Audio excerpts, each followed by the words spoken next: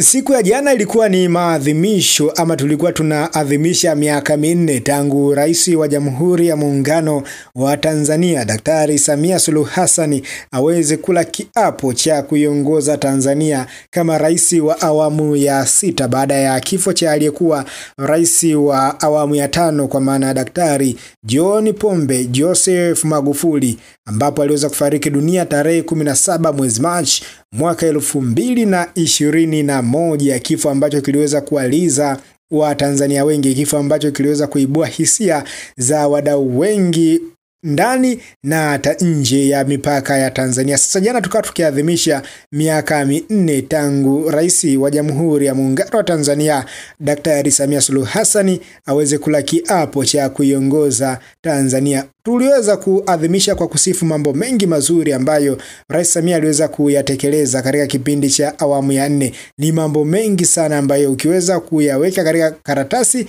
huwezi ukamaliza, kwa sababu amefanya makubwa. Ukizungukia sekta ya afya utaikuta, sekta ya utalii aliamua kuingia mguu ndani yeye mwenyewe na kuanza kuhamasisha utalii nchini Tanzania. Sasa kupitia ukurasa wake wa X, moja ya makada wa Chama cha Demokrasia na Maendeleo Chadema Vitus Nkuna, yeye aliweza kumpongeza Rais wa Jamhuri ya Muungano wa Tanzania kwa maana Daktari Samia Suluhu Hassan. Moja ya posti ambayo iliibua hisia za watu wengi sana. Wengi ambao ni wadau na viongozi wa Chadema waliweza kumjia juu na kuonyesha kwamba amefanya kitu ambacho si cha busara kuweza kwenda kumsifia moja kwa moja na Rais Samia. Lakini yeye Nkuna alikuwa na hoja, alikuwa akijitetea kwamba huwezi ukapinga yale ambayo ameweza kuyafanya Rais Samia Suluhu Hassan.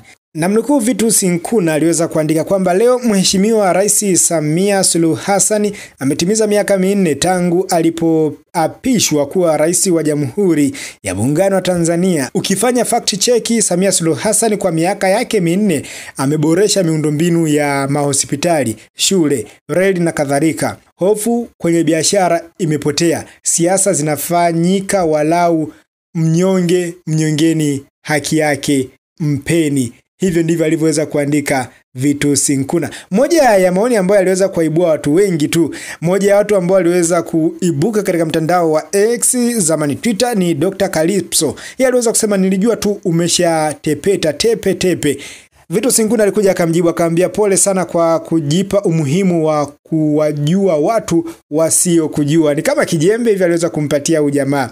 Lakini kuna baadhi ya viongozi ambao walikuja moja kwa moja. Kuna huyu anaitwa Joeli Msuya, moja ya makada wa Chama cha Demokrasia na Maendeleo Chadema. Yeye aliweza kusema kwamba Vitus, hakuna aina ya barabara au majengo yanaweza yakazidi uhai na uhuru wa vijana wenzetu wa Bavicha, wakina Deusdedith Soka, Mlei, Mbise, Manengelo, Dionizi na wengine. Ni wakati wako wavua ngozi kondoo. Alikuja akamjibu bwana Joel Msuya kwamba hakuna aliyepotea pia ambaye sijasema hapa. Hii ni akaunti yangu na ni maoni yangu, siwakilishi chama wala baraza au familia. Mnalia nini? Aliweza kumuuliza hivi kwamba yeye alikuwa anatoa maoni yake. Na mwingine alikuwa anaitwa Secret Soul, yeye alikuja kusema vijana wa pesa, pombe na nyama za bure. Vitus Nkuna akaja akamjibu na mtuma hela nile nyama. Aliweza kumjibu hivyo. Unajua mitandaoni vitu usivichukulie kwa userious mkubwa sana. Lazima unaamua tu kuweka mambo katika usimpo na mambo yanakwenda vizuri kabisa. Kwa sababu vitu kiviweka katika userious na ugumu inakuwa inakupatia shida wewe mwenyewe, kwa sababu ni watu wengi ambao unakuwa una collaborate nao katika mitandao hii ya kijamii. Lakini Filipo alisema kwamba hapa nakumbuka Lissu kwamba kazi ya upinzani ni kuipinga serikali iliyopo madarakani, kuonesha ni kwa nini haifai kuwa madarakani. Watu wanasema mimi napinga kila kitu. Yes, of course, hii ndio kazi yangu. Ukiona mpinzani anasifu serikali, huyo sio mpinzani, huyo analake jambo. Aliweza kumnukuu Tundu Antipas Lissu ambaye kwa hivi sasa ni mwenyekiti wa Chama cha Demokrasia na Maendeleo Chadema. Lakini pia kuna mdungwaji aliweza kusema ule msemo wenu mlioanzisha wenyewe wa hakuna kuhama chama ili kumnyanyapaa Lissu na wanaompenda, tunatamani sana usiwe sababu ya nyinyi kuendelea kujifanya ni wapinzani wakati si wapinzani. Tungewaomba muubadilishe, badala ya hakuna kuhama chama, uwe tunahama chama ili mhame tu. Alihisi kama jamaa kuongea hivi ni kwamba ameweza kuhama chama. Lakini yote kwa yote, Vitus Nkuna ameweza kutoa tafsiri ama ameweza kutoa sura nyingine ya siasa, kwamba siasa si uadui, kwamba siasa si kwamba unakuwa mpinzani then unakuwa unapinga kila jambo. Kwa mpinzani si kupinga kila kitu, si ndio?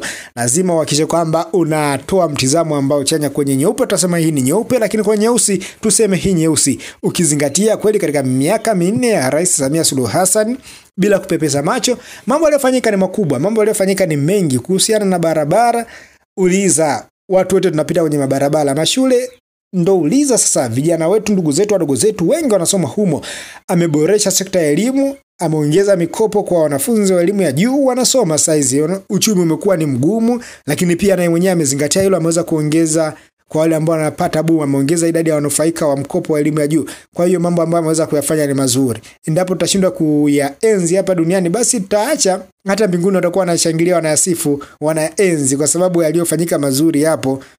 Kwa lazima tukae tuyapongeze. Kitu ambacho amekifanya Vitus Nkuna ni moja ya vitu bora sana ambavyo vinapaswa kupongezwa na watu wote, na wanasiasa wote wanapaswa kuiga mfano huu. Kuwa mpinzani si kupinga kila jambo. Lazima uhakikishe kwamba una uwezo wa kujenga hoja ambazo zina uwezo wa kuwa na utofauti na mtu mwingine. Kama yeye amejenga shule, njoo na hoja nyingine. Boresha viwanda. Kama yeye ameboresha viwanda, njoo na hoja nyingine.